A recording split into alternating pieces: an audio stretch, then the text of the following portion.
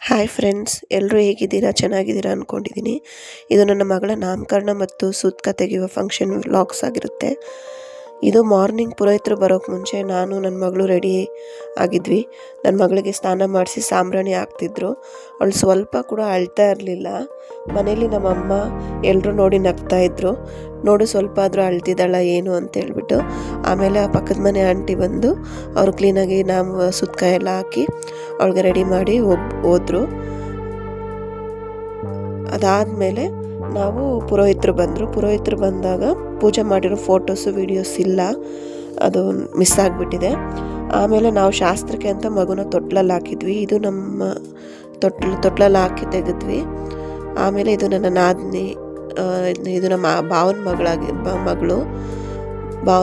ನಮ್ಮ ಅತ್ತೆ, ನಮ್ಮ ಅಪ್ಪ ಅವರ ತಂಗಿ ಎಲ್ಲರೂ ಸೇರಿ ಸಿಂಪಲ್ಲಾಗಿ ಮನೇಲೇ ಮಾಡಿರೋ ಫಂಕ್ಷನ್ ಇದು. ಸಿಂಪಲ್ಲಾಗಿ ನೈಟೆಲ್ಲ ತೊಟ್ಲಿಗೆ ರೆಡಿ ಮಾಡಿದ್ವಿ, ಡೆಕೋರೇಷನ್ ಮಾಡಿ ನೈಟಲ್ಲಿ ಮಗುಗೆ ಮತ್ತು ತೊಟ್ಲಿಗೆ ಎಲ್ಲ ರೆಡಿ ಮಾಡಿಟ್ಟಿದ್ವಿ. ಬೆಳಗ್ಗೆ ಬಂದು ಪುರೋಹಿತರು ಬಂದು ಹೋದ್ಮೇಲೆ ನಾವು ತೊಟ್ಲಲ್ಲಿ ಹಾಕಿ ಫಂಕ್ಷನ್ ಥರ ಮಾಡ್ಕೊಂಡ್ವಿ.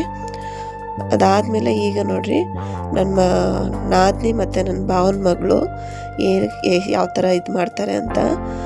ನನ್ನ ಭಾವನ ಮಗಳು, ನೀನು ಯಾರು ಮುಟ್ಟಬೇಡ, ನಾನೇ ಮುಟ್ಟಬೇಕು, ನಾನೇ ತೊಟ್ಲು ತೂಗ್ತೀನಿ, ನೀನು ತೂಗಬೇಡ ಅಂತ ಹೇಳ್ಬಿಟ್ಟು ಅವಳ ಹತ್ರ ಜಗಳ ಮಾಡ್ತಿದ್ದಾಳೆ.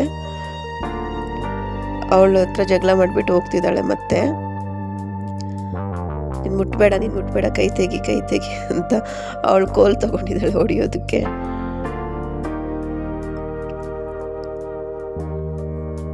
ಅದಾದಮೇಲೆ ಮತ್ತೆ ಸ್ವಲ್ಪ ಹೊತ್ತು ಬಿಟ್ಬಿಟ್ಟು ತಟ್ಟೆ ತೊಗೊಂಡಿದ್ದಾಳೆ.